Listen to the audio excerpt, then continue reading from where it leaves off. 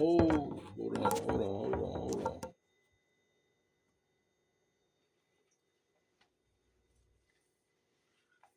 It's your boy GLW, man, back with another video, man. Game like Will, man. Listen, I'm just gonna give y'all two magic words, man, to change y'all conversations, man. Because like one thing I noticed about me with these women, man, it's like it's all about the stories. I tell y'all every time I make a video, it's all about the stories, man. I don't really, man, like for so long I thought I was socially awkward. I thought I was this. I thought I was that. But in reality, a lot of the cringy shit, a lot of the weird shit just come from a lack of social ability. You know what I'm saying? And the ability part comes from branching out of your neighborhood, going to different cities, towns. And what you notice is when you're in different towns, you have more of a ability to just flow because nobody really cares. You feel me? So like they don't know you, they don't care. So you don't really got this burden of like having to say the right thing. Um, and it's really odd because you notice around people like family and friends, if you say something and it's a little bit above the threshold of what we typically say and talk about, somebody in the group will feel out of off balance or out of whack. So just pay attention to that um social lock or whatever you want to call it, social um limiter or whatever. But it really fucks you up as you get older. It's like a weed whacker, you feel me? Because as you grow, one thing you got to understand is that conversation is everything, like I said. And 90% of conversations for me is definitely going to be rooted in stories, right? When I get a female and uh, I'm at this grocery store and I, I open her, I approach her, get her number, get her Instagram, or give her my number, whatever way I do that, close. And then I hit her up later on or the next morning or the next day. What's going on, how you doing, da da da. Um, Basically, I'm already telling the story on my second text message. I'm already telling the story. Um, and then I'm setting up the date or the link or whatever I want to set up. Really, free will right there, right? Really doing what I want to do. And what you'll notice is she'll either agree or not. But either way, either whatever she do, you got to start to talk, man. Right then and there, like right by that after that third message, which should be setting up the date, you got to talk, man. And what's the funniest part is that talking is like walking, man. I promise you, it's like you just have to learn a certain. Watch other people do it. Watch Pimpin' Ken do it. Watch Game God Goldie do it. Game God Goldie, he does it, but he don't really do it. Watch the storytelling gamed up people, like, because stories are so powerful because I can go into one right now in front of you and you'll be like, damn, I thought I was watching him teach me something, but now I feel like I'm an outsider looking in. So that's why it's powerful. It's more than anything I've besides flirting, of course. Flirting is powerful. Of the chess piece gambits are powerful. Hey, how you doing? All of that treats you like an outsider instead of an insider.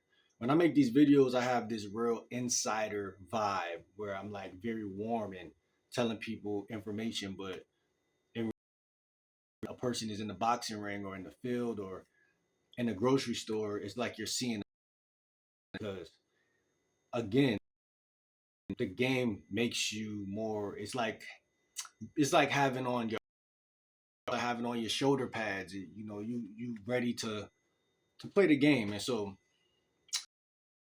man, and like I said, anecdotes are like short stories about a detail that happened here today or yesterday. It just happened to me. A dog only happened, but until now, just anecdotes. Have little stories. Um, this fucking video, man. That's crazy. Say it's 80-20, 80-30, 70-30, man. Stories 70 and 30 everything else. Reopen, like say the conversation goes, yo, what's up? Well, why I could say what you doing and it won't be corny. I'm taking whatever she's saying, going directly back into flirting. So then I'll make her think like, damn, it's gonna remind her on a biological level, like, damn, he's trying to crush, like, be like the right type of he trying to crush, and then it's gonna make her say, let me just say some cute shit back. You know what I'm saying? Let me, because women got ego, right? They want to protect. They don't want to look like, okay, he's showing me up and I don't know what to say. See, they different than us. Guys would be like, when a girl's showing us up, we get nervous and shit. But you know, when we showing them up, they want to play. They're like, oh, hey, you must not know how many niggas want this. Hey, I'm about to hit you with that shit. And so they like a good challenge, right? So that's the difference between women. And again, telling stories is your cheat code because it's stories make the listener have to go into a almost a trance, I guess, but like a different state. I wouldn't even use the word trance, but like it forces them to respect the speaker because even with my mom, like I could be talking to her and we'll get into 30 arguments before I say what I was trying to say. But if I tell it in a story like fashion, which I noticed from my observation skills, if you tell something in a story like fashion, people can't really cut in. Now if they want to argue with you, they could wait to the end and it like, oh well, did it work when you did that? But that's it's hard. It's still like they're still, like I said, an outsider. They still don't really. There's no, like, I got that really from Richard Bandler because if you watch him in interviews, he's such a profound talker, but he's always talking in a way where he has leverage over whoever's not really giving his power away in conversations. Like the typical speaker is out here trying to fit in with everyone, get the way they talk, even so people could just look at the way someone talking and be like, oh, he cares if we care about what he talking about. So we're gonna act like a bitch. Your Bandler talk, first of all, he's in an interview, so they're asking him questions. So it gives him the floor. So he's smart enough to have the floor. Like with my YouTube channel, I'm smart enough to talk to y'all than to go talk to my mom or somebody like that about dating because I know how women act in them circumstances, what they're gonna do. First thing a woman gonna wonder, why the fuck you ain't got no girlfriend? Why you back in my day, every man knew how to do that. Da da da. They're gonna go into high level competition. They're competitive. I don't got time for that. So I'd rather talk amongst the men, you know, and live my purpose and do it all at the same time, right? Win win win win win situation, right? No losing. And that's how I want y'all to learn how to talk to women, right? When you're conversating, just keep a bug in your ear that says it might be very profound to tell more stories. Now, if I'm teasing or I'm nagging or push, of course, you don't have to do that in the story. You can tell a story where those things are embedded in the story, but I mean, that's up to you. But I prefer to just have back and forth regular conversation and then story. Message from me to her to me, back, forth, back story. Back, forth story. Back, forth story. And at least like three stories, two stories, or short stories. Short stories are not big stories. Short stories like a sentence or two. Hey, the craziest thing happened to me, man. I walked out my house today and there was this squirrel that keeps running around my freaking lawn. And I think this squirrel is trying to move in because this squirrel loves my freaking porch for some reason. It's like this squirrel loves me. And I think I'm gonna name him or her, but I just don't know. I don't got a name. You got any ideas? And I know that shit sound corny, but you just gotta think about it, man. Like, think about it. Like, I had a girl call me corny in the past, but she said it fits you though. Like, and I embraced that as a compliment because every guy I knew who ever got women was kind of corny. It was kind of corny because they're running game. So it's like if you're running game, you are kind of corny, first of all. But second of all, you the coolest person. You're corny and cool. Like, think about our fathers, like, or the traditional father figure in the household. He got this he embodies both. He's like corny because he's traditional, but he's also like very ahead of you. So it's like you respect him even though you're like, I'm new school, I'm this. But that new school tradition is tradition. So tradition will always beat out or over masculine some new shit because it originated from what the closer you get to the origin of something, the stronger it is. So it's like I'll take the corny, long as you don't call me a corn ball, because I ain't that. But corny is cool because corny guy get all the pussy. You feel me? Typically, and like I said, corny just means traditional. You're old fashioned. It's something about you because the girl even said it's something about you. But she's like, it fits you. She was like, I like it.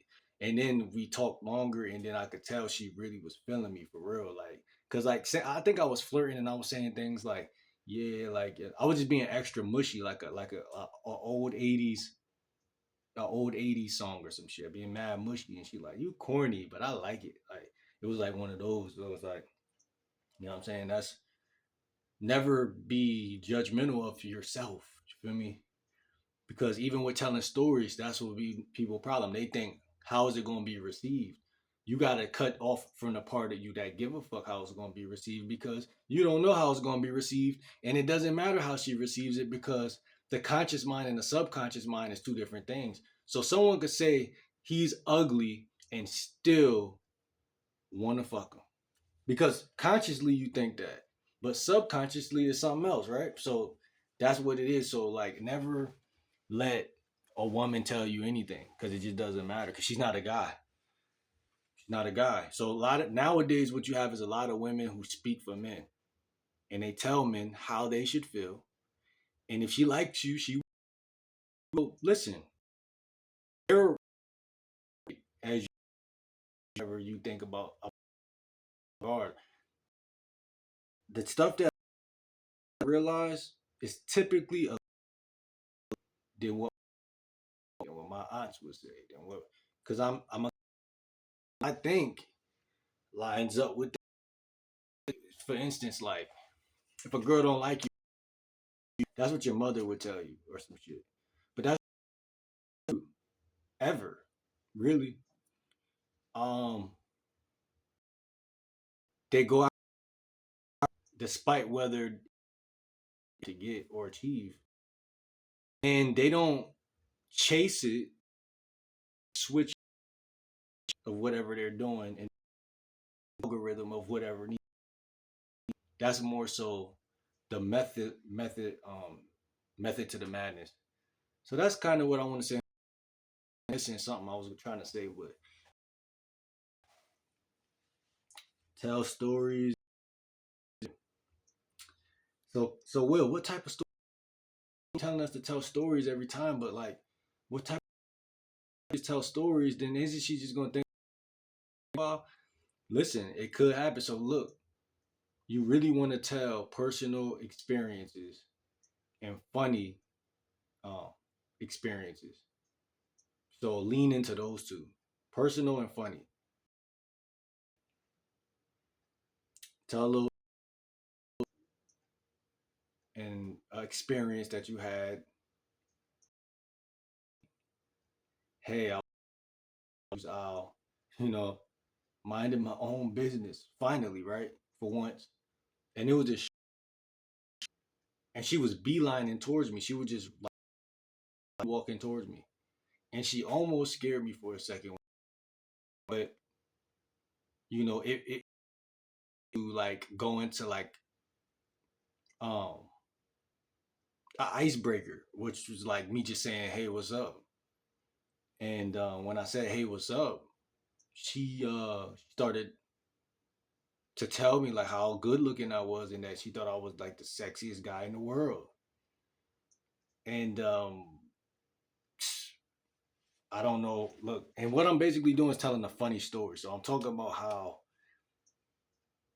an unexpected experience took place,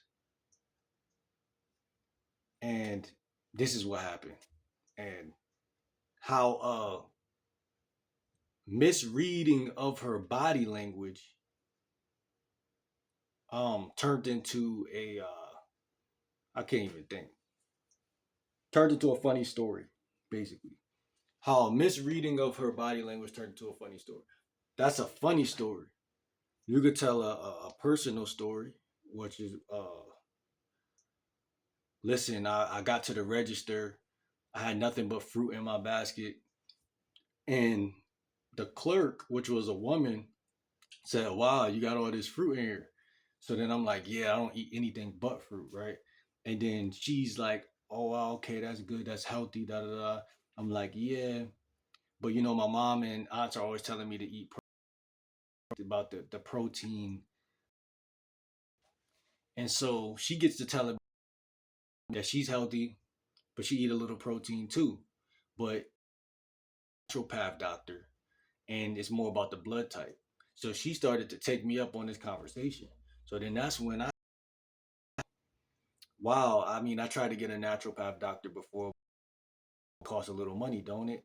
So she talked to me some more, and then she ended up giving me her naturopath doctor's number and told me to call her and blah blah blah. And basically, what I just did was told her a story about uh, a unexpected connection. That's what that is. That's called a connection story. That's a personal story. And what I learned from that, and this is me finishing the story to her, what I learned from that is, you know, you just gotta go for it in conversations, right? You don't know them from a hole in the wall, but it's all that's a story did in front of y'all just now that is going to make her say, "Wow, he's deep." It's a deeper story. So you stories got different levels of depth and meaning. So you want to kind of like play with that lever, right? And if you don't share no personal or funny stories, leaving the trust off the table. And that's what I noticed. So this is why a lot of guys talk to women, but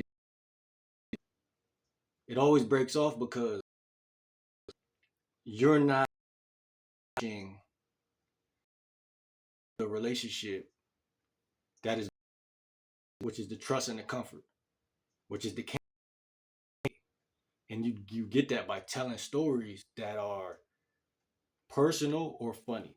So I'm about to end the video on that note, man. So DM me or email me if y'all want on that, because a lot of guys don't got the same. We don't got the same Rizz. Every guy is different. I love a good story, and I really think, and it embodies.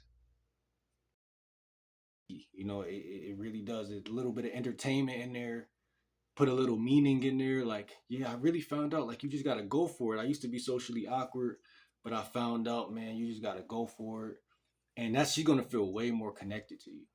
This is what y'all want, right? Y'all want a woman to feel connected to you, because if she don't feel connected, then you won't get respected. It won't feel respected because it's like the connection is the respect. The respect is to connect. You know what I'm saying? So to respect is to connect. Put it like that. If I'm around somebody, I'm always around them, but I'm not making no connections with them. It's a good chance they might feel like, man, who is this guy? Why is he? I don't even like this guy. But if you're around somebody, whether it be school, anything at work or anything, and you're just making small little connections here and there, they become your friend, inevitably, So same thing with women, man. Tell little stories through text, tell little stories through voice message. And if you really want to nourish that relationship and build that connection where she feels like she knows you.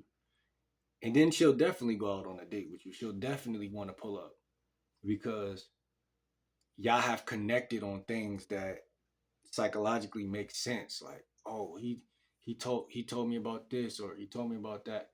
Y'all don't even be probably talking to women, right? So that's where everything go wrong every time. So like, comment, subscribe. It's your boy GLW, man. I'm out, man.